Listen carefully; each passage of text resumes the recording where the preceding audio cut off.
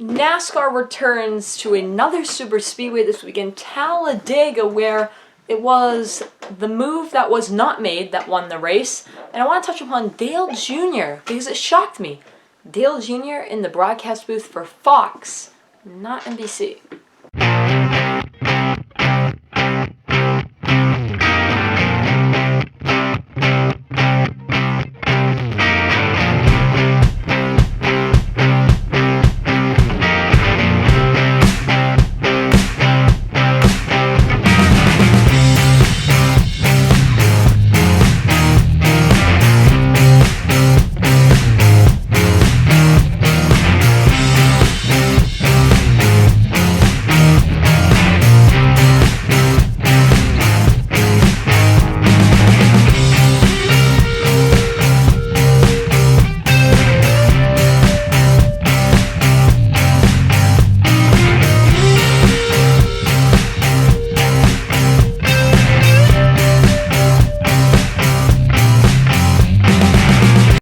Hello everyone and welcome back to another video. My name is Cameron Simpson. Glad to see you guys watching this video. Even though I can't see you, I'm glad that you are watching this video because today we're going to be talking about the NASCAR race at the one and only Talladega. We're going to start with the finish. We're going to look at some finish results.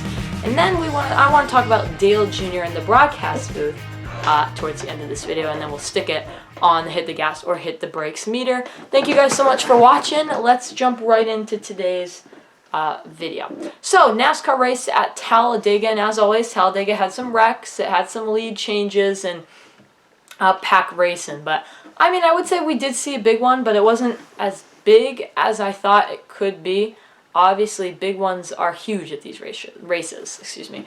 They happen all the time. We see race car drivers get wrecked and stuff happen, and I mean, that is inevitable. It is going to happen. Wrecks are going to happen at these big tracks, and we know that. You know, I listened to a Joey Logano interview, and it makes me angry because I heard his interview after the race where he talked about, you know, well, you're going to wreck at these tracks and blah, blah, blah. He showed displeasure towards these races, and you have to understand, Joey, that's what these races are. And you're one to cause wrecks at these races. And I mean, it frustrates me because Joey Logano is one of the biggest complainers when it comes to super speedway racing. But besides that, that is one of my points on that. He did complain after the race in an interview in a degree, but he did put some concerns out. But I kind of disagree with Joey. I didn't think this race was full of wrecks. Obviously, there was some at the end, but it was nothing compared to some of the races we've seen this year. You know. It was obviously fast, and I think it was probably the best super speedway we've seen this year. Obviously, Daytona is always good. Daytona always delivers a good super speedway product. The Atlanta race was okay. It was an okay super speedway product, but Talladega, I think, brought 3 wide racing at points. It did bring at the end a single file train, which always seems to happen lately at these super speedway races.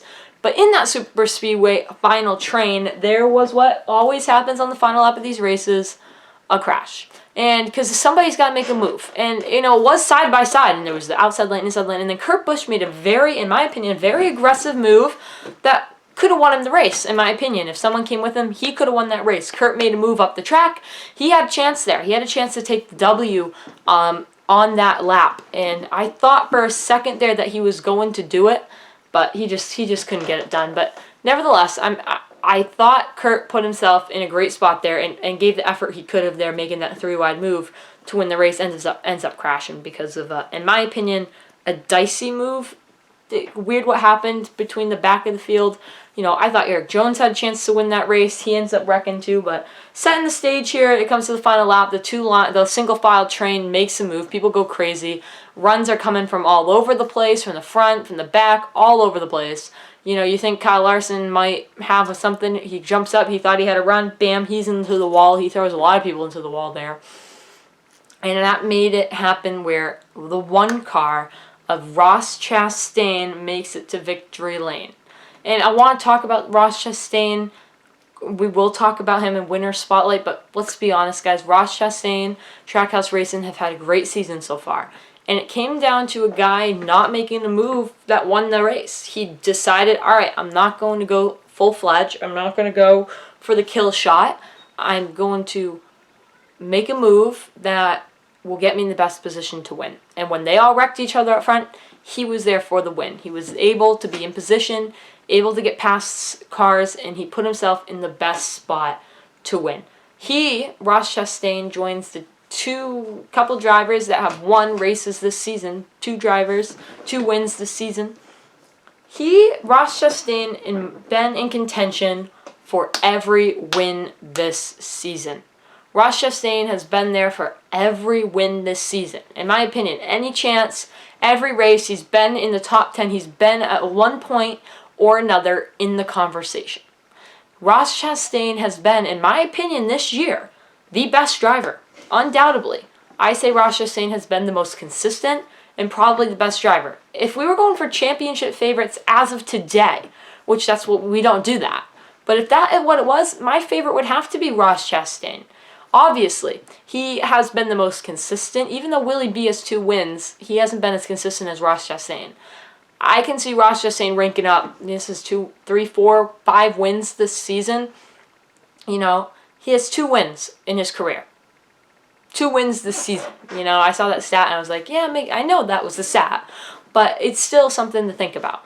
You know, something that scratches your head a little. Wow, this guy is real. And maybe when we heard the announcement of Trackhouse going 2 teams in the beginning of this year, we really underestimated what Trackhouse could do. You know, last year in the 99, they ran okay, whatever. And I think this is also a testament to the next-gen car. This is also a next-gen car proven to be what it was meant to do. That's for sure. Proven that what it was meant to do. But I think that this is exactly what we need. We need these teams like Trackhouse, who we thought, I mean, what the heck? It's Trackhouse. You know, what can we expect them to do? 2-car team. We haven't seen much out of Ross Chastain. You know, Daniel Suarez has always kind of been there. Ross Chastain has ran exceptionally well each and every week this season. The Trackhouse team, as of now, has been one of the most consistent teams out there. Justin Marks has found something. Let's hope he can hold on to it as we're nearing the second half of the season, as we near those key points. Let's hope him and his team can find something in that car. Let's take a look at the results. As always, we already kind of spotlighted the winner this year. It's the 2nd win on the season for Ross Chastain. He joins William Byron in that category. Again, consistency is king. He has proved to be consistent. He's proved that he can win. And he's proved to me, at this point in time, that he could win a championship if we were in the playoffs tomorrow. So that is kind of where I stand on that. I think it's been great for him in that team. He's done a great job, and I feel happy for them. If you're a Ross Chastain fan, sorry guys, great for you guys. That's awesome work for you. Austin Dillon finished 2nd today. He was in the conversation, in my opinion, all day. He was up front. He didn't really lead any laps, but he was up there in the main draft. Kyle Busch finished 3rd in this race. Kind of those wrecks, he ends up going from 3rd. He moved up the field big time with all those big wrecks. A lot of conversation around Kyle Busch this weekend. I'm going to touch on that come Wednesday, so stay tuned for that video. Kyle Larson finishes 4th. MTJ, Martin Truex Jr. with the top 5 as well, also up front. Great day for the Toyotas, I want to say. They were up front most of this race. Maybe not in this finishing results, it doesn't show up, but the Toyotas had fast cars today. So didn't the Chevrolets, as you can see. Erik Jones, even though he finished in 6th, had a great car. Could have won the race. Coulda, shoulda, woulda, I guess you can say. But Erik Jones should have won that race. He just, you know, what it is, what it is. What happens at the end happens at the end. But he definitely had a fast car there at the end. Chase Elliott finishes 7th at the end of this race. Michael McDowell in the top 10. Great job for him and his team. As always, they run good at these tracks. He's won a Daytona 500. He kind of knows what he's doing here. Alex Bowman in 9th. Kevin Harvick finishes in the top 10. Ryan Blaney in 11th. Justin Haley in 12th. He, at one point, was running 3rd towards those final couple laps. He could have had a shot at the win, too. Eric Almirola in 13th. LaJoie in 14th. William Byron in 15th. And some notable finishers outside that top 15 is Kurt Busch, Bubba Wallace. They were running up front, got caught up in that crash. Bubba had a great day. So did Denny, again, caught up in that wreck at the end of the race. Tyler Reddick got caught up and had some engine problems and some other accident problems throughout the race. Caught some notable guys towards the back of the field. Let's touch upon the broadcast today. We do talk about the broadcast fairly much, and many of you who are NASCAR fans probably watch Eric's Step. He touches upon the broadcast all the time in his videos, and I was watching his race review video, and he talked about Dale Jr., so all the credit on this idea goes to him as always, but I was watching Eric, and it got my head spinning a little bit. It was like, you know, I found it very odd and out of the normal last week when they announced Dale Jr. was coming to the broadcast this week. I found it odd. Dale Jr., you know, he works for NBC. He's the guy for NBC. Dale Jr. is great for NASCAR. His broadcast skills are great. He made Fox look amazing today. He brought professional, good commentary to the broadcast. Him and Mike Joy gelled, I thought. I thought they did fine. The only problem with the whole situation of having Dale Jr. in the broadcast booth was the fact that Clint Bowyer and Dale are two totally different people. Completely different people. You know, Dale Jr. is more of a professional. No offense to Clint.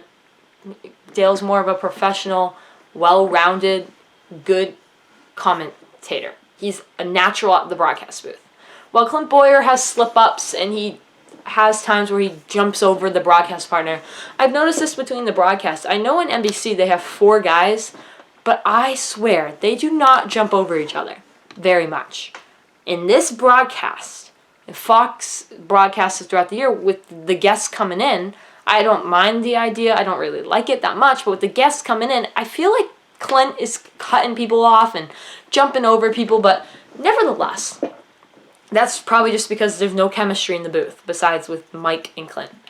I really did like having another guy in the broadcast booth, having a guy that knows what he's doing. You know, Jeff Gordon, when he came in, I thought that was fine. I thought having Jeff back was great. When Darrell Waltrip came back, I know I didn't really like Darrell Waltrip, but it was fine. We got some commentary. But Dale Jr. has been the best broadcaster in Fox, in my opinion, since Larry McReynolds. And I know he's only there for 1 week, Dale. Dale's only there for 1 week. He's only here for now. But I think that Dale Jr. was the best guy since Larry Mack. Maybe we can give you... I would give you Jeff Gordon too, because I like Jeff. I know a lot of people didn't in the broadcast booth. But that's kind of where I find it weird. I found it odd that he was there and not with NBC this week. But nevertheless, it brought to the Fox broadcast. Junior took it over. Junior owned it, and Junior was very comfortable. And is this Junior moving? I heard a lot of speculation. I was speculating in my head, is Junior leaving NBC? No way, in my opinion. But I wouldn't knock it out. I wouldn't knock it out. Dale Jr. going to Fox would save Fox's broadcast. It would bump NBC's down. NBC wants to keep Dale, and I think Dale's under a huge contract, so I don't think he's going to be going anywhere. But it could get some heads spinning. Let's hit the gas or hit the brakes on this race. Obviously, a super speedway race for me that doesn't have a train going around it is not going to get a hit the brakes, so I am going to hit the gas in this race. But the way I'm going to score it is based on the action. Side-by-side action, I thought not a horrible amount of wrecks, a good amount, and that's what I'm going to give it. So I'm going to give this race on the hit the gas or hit the brakes meter a B. I'm going to give it a B. We'll give it a B+. I'll go B+ for this race. Anyway, thank you so much for watching. Hopefully you enjoyed this video. If you did, please give me a like. Consider subscribing down below. I appreciate you guys watching. Yes, I'm back home from vacation, back in studio. 3 videos this week. Another NASCAR one shooting at you on Wednesday. The Stanley Cup playoffs are upcoming, so I will, of course, have videos on that. Until next time, my name is Cameron Simpson. I'll see you on the next one. Peace!